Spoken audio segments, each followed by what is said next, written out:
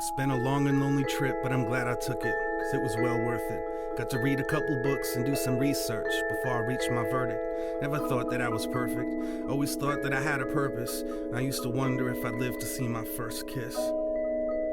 The most difficult thing that I did was recite my own words at a service, realizing the person I was addressing probably wasn't looking down from heaven, or cooking up something in Hell's Kitchen, trying to listen in or eavesdrop from some other dimension. It was self-serving, just like this is.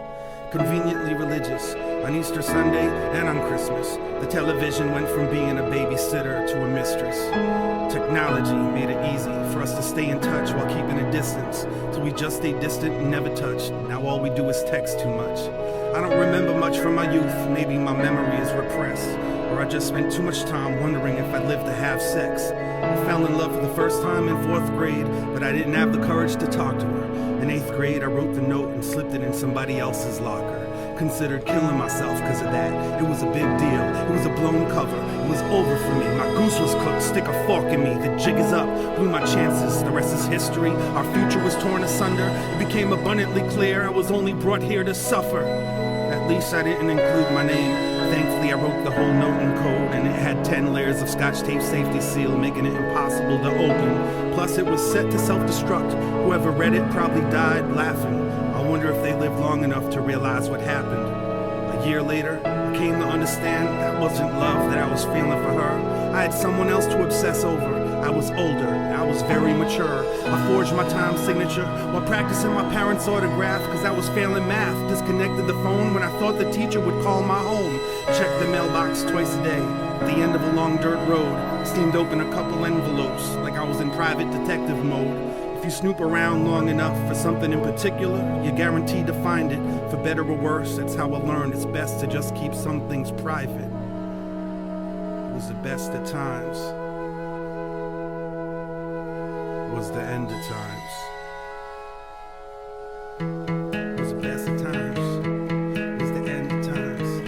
It was the best of times. It was the end of times. Best of times, the end of times. I was always on deck, I was next in line. An only child with a pen and pad, writing a list of things I could never have. Walls in my house were paper thin, every squabble seemed to get deafening. If my memory served me correctly, I made it a point to avoid and forget some things, probably to keep from being embarrassed. Never meant to upset or give grief to my parents. Kept my secrets, hidden my talents in my head, never under the mattress. Therapy couldn't break me, never learned a word that would ensure safety, so I spoke softly.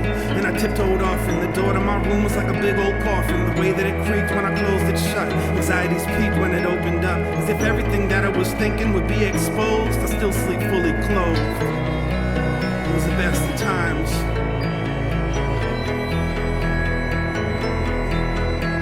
It was beautiful, it was brutal, it was cruel, it was business as usual, heaven, it was hell. Used to wonder if I lived to see 12. When I did, I figured that I was immortal. Loved to dance but couldn't make it to the formal. Couldn't bear watching my imaginary girlfriend bust a move with any other dudes. Tone Look was talking about a wild thing, but I was still caught up in some child things. Scared of a god who couldn't spare the rod. It was clearly a brimstone and fire thing. Pyromaniac, kleptomaniac, couldn't explain my desire to steal that fire. Now I add it to my rider, like please don't throw me in that patch of briar. It was the best of times. It was the end of times. The school counselor was clueless, cause I never skipped classes. Perfect attendance, imperfect accent, speech impediment they could never really fix. And I fake bad eyesight so I could wear glasses. Considered doing something that would cripple me. Wanted a wheelchair, wanted a sympathy, wanted straight teeth, so then came braces. 4 years of headgear helped me change faces. It was the best of times. It was the end of times. Now I wonder if I live to see marriage. Wonder if I live long enough to have kids. Wonder if I live to see my kids have kids. If I do, I'ma tell them how it is. But don't listen when they tell you that these are your best years. Don't let anyone protect your ears. It's best that you hear what they don't want you to hear. Better to have pressure from peers than not have peers. Bear won't give you chest hair. Spicy food won't make it curl. When you think you got it all figured out and then